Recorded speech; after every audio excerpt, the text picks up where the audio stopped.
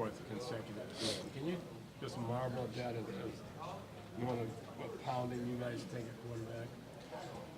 Yeah, it's impressive, and it's a credit to his toughness and just how he plays the position, and obviously the guys that have gone before him, guys like Brett Favre and guys that have had long streaks like that. It's very impressive, and so Eli's certainly setting his own mark, and so it's have a ton of respect for that, no doubt about it. Josh, we talked to you before. You said for sure you're going to start. So, what's your thought on being back in the lineup? Yeah, it's just excited for another opportunity, and obviously, especially with the way our season has gone, you got to cherish every one of these opportunities and go out and have a good week and get ready to go for Sunday. So you hate to come under these circumstances and hope Cody a speedy recovery because it's unfortunate for that to happen. But at the same time, you got to step in and do your job and help the team. So that's my focus. Josh, I know you prepare every week like you might have to play, but what are the biggest changes when Monday or Tuesday you're going to be the guy?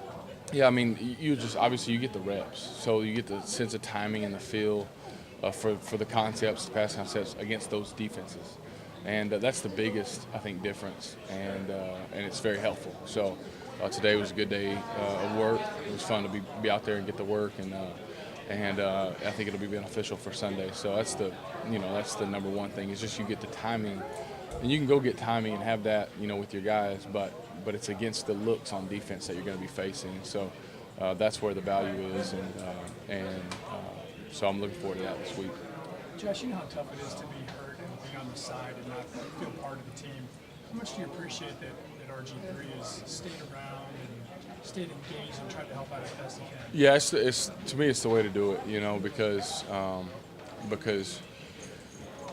you can kind of, if you're not careful, you can let your mind atrophy on not being around football. So to be around it and to be talking it and be in the meetings every day and to be present like he has been just helps you adapt back in quicker and pick it back up quicker. So he's done an excellent job of that and been in every meeting and worked his tail off. And so it's good to have him back. But it's a credit to him and how hard he's worked. You said, go ahead. How was it just to kind of see him back out there, throwing around and everything? It was good. It's good to have him back. Obviously he brings a fun presence, and it's always fun to watch him. He's such a talented passer of the football that it's fun to have a guy out there throwing next to you that can spin it the way he can, and it was fun to have him back out there. Josh, I know 0-11's bad enough, but he's an offensive guy, and I think he expects the offense to score more than it has and move the ball better. Do you see the signs of frustration with him? And when he talks to you guys, where does he kind of stress where you need to be better? No, I mean, the best thing is obviously we're all frustrated at this point, but it never takes a bad turn.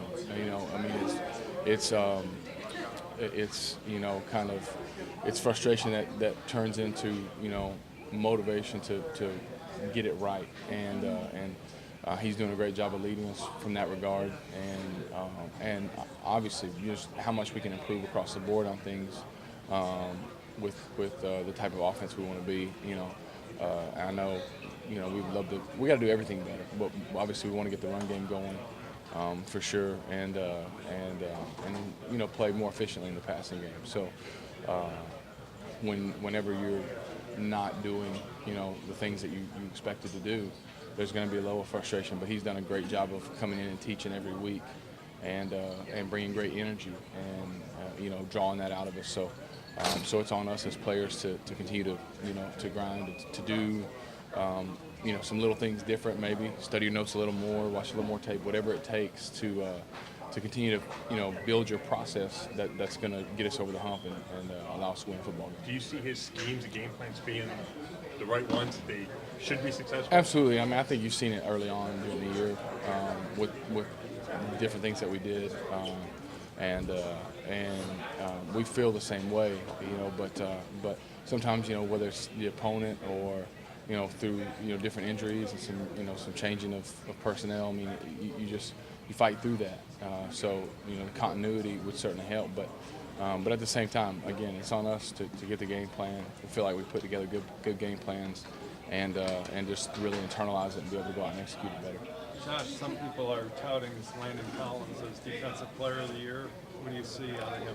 I certainly see why. He's an outstanding player, very good young player, and just has a nose for the football, flies around, plays physical, and very intelligent football player. And so I certainly understand why people would be putting his name out there for the Player of the Year on defense, because he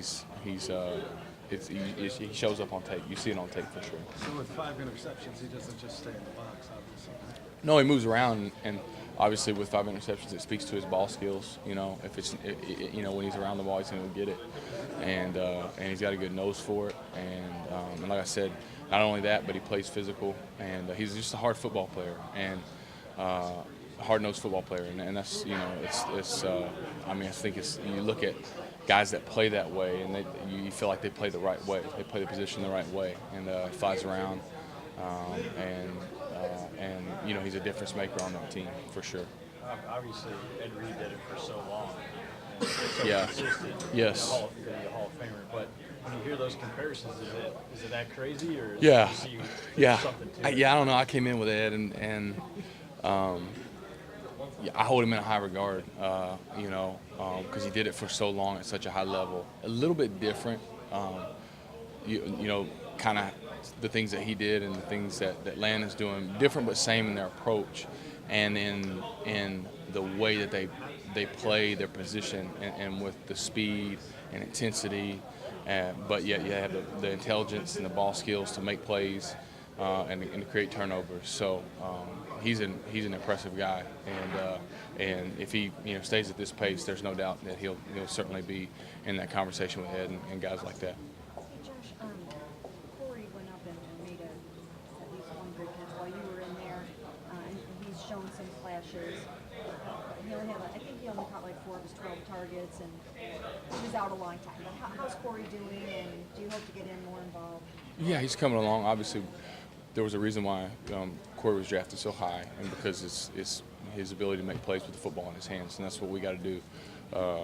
Is make sure he gets it from the quarterback standpoint, and when he has opportunities, he's got to catch it and make plays. So he's missed some time, obviously, and that's frustrating in a rookie year, because you want to be out on the field, that way you can learn. But the good thing is he's back now and he's healthy and feeling good, and so we think he'll continue to grow, and we have a ton of trust in him that when you get the ball in his hands, he's going to make plays. And so certainly a guy that I'm always aware of and know where he's at and want to be able to give him the ball. Josh, you've been in and out this year.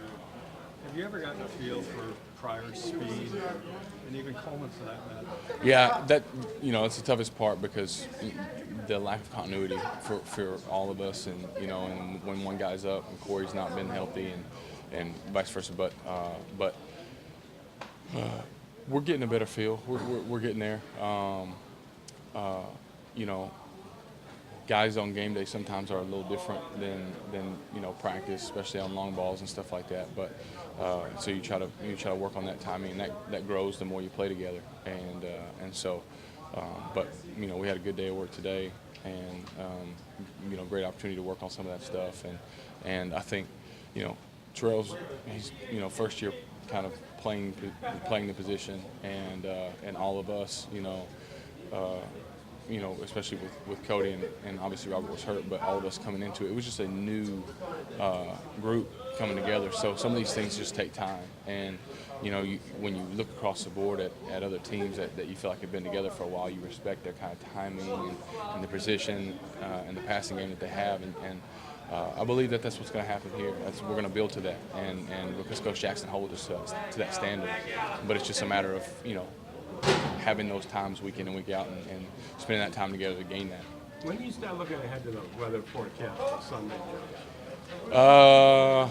About 7:30 Sunday morning. Yeah, I just wake up and I walk over and I look, and because you never know, in Cleveland. I mean, it really, I want to look at it the day of and make sure. But obviously we're aware of it throughout the week. We're aware of what's coming, what it's going to look like. But we've been fooled a few times where you think it's going to be one thing and then you wake up and you guys know, you've been here longer than I have, and so. So I just usually, use my window as the look out, see what it looks like, and kind of take it as it is. But as you know, I mean, even then it can be different from first quarter to fourth quarter too. So, it's a good thing though. It's something that I believe will be an advantage for us as we move forward and we build this team because you get into weather games like that. For us, establishing the run and being a hard-nosed football team is something that we're going to be about, and I think when we get the weather, it's going to benefit us. Josh, I watched that tube hit on you a couple of times. Mm-hmm. It looked really bad. I mean, it was like one of those gas type of things. Mm-hmm. Have you watched that again, and did that feel as bad as it looked? And can you take a bunch more hits like that? I've seen it. I hope not to take many more hits like that. I watched it once and remembered vividly what it felt like, and hope that doesn't happen again. So you look at the tape and look what he did, running downfield, turning and running downfield, and it's the kind of effort that's how the game's supposed to be played. And I was feeling good about making the first guy miss, and then he was there. And so, like I said, hopefully that's not the case, any more times. On the teammate cover, it looks like you didn't see him, did you? No, that's what I'm saying. I was focused on the guy that I was approaching, and then he kind of came out from the backside. I know we've asked you a ton about Terrell, but do you still marvel at how far he's come in a year? I mean, a year ago he wasn't on a roster. Absolutely, yeah, it's very impressive. To be where he was a year ago, and now to be doing what he's doing on our football team, and to have the value to a football team that he does. And it's a credit to obviously to Sashi and the guys and to Hugh, because Hugh had been with him a few places, and just for them trusting his ability to make this transition and believing in him, and really and truly for as an offensive guy, for Hugh, trusting the time and the patience that it's going to take for Terrell to make it. But I think obviously being with him in Oakland and around him, I think they were in Cincinnati together a little bit too, and so obviously he understood the type of guy TP is and was able to put a lot of trust in him. So it's a really cool thing. We're glad obviously he's on our team and he's making plays, and if this is the first year and we're kind of just scratching the surface, it seems like the sky's the limit for him. We're excited about that. What jumps out at you when you look at the Giants' D-line, and how confident are you that, the protection issues that we talked about, you guys have against the Steelers, you guys can get that short up with this front? Yeah, I'm confident in the guys. They're going to come back and fight. It's a good front. There's no doubt about it. They're big on the inside, and obviously J.C. Pierre-Paul's a very good player. So is Olivier Vernon. So we know we'll have our hands full blocking those guys. But I'm excited about the group we got going out there.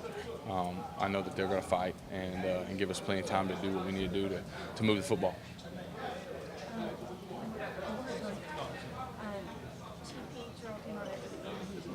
Kind of defended you guys, and he takes it personally when he sees you guys getting hit like that. What's your take on somebody kind of going to bat? Oh, yeah, well, I mean, you appreciate it, obviously, but at the same time, in that regard, he's also, we all want to be together, and I know he's fiery and he's passionate about wanting to get this thing right, and we all are. But I appreciate him saying what he said, but it doesn't shake my confidence in the guys in front of me either, because I trust those guys. And like I told you guys the other day, for me, I look back at that game and look at what could I have done to move protections and help things to get us in better matchups too. And so I think collectively we can all help it. And the main thing is, I think individually you focus on what you can do to help it, and that's how it'll get better. And so that's my focus.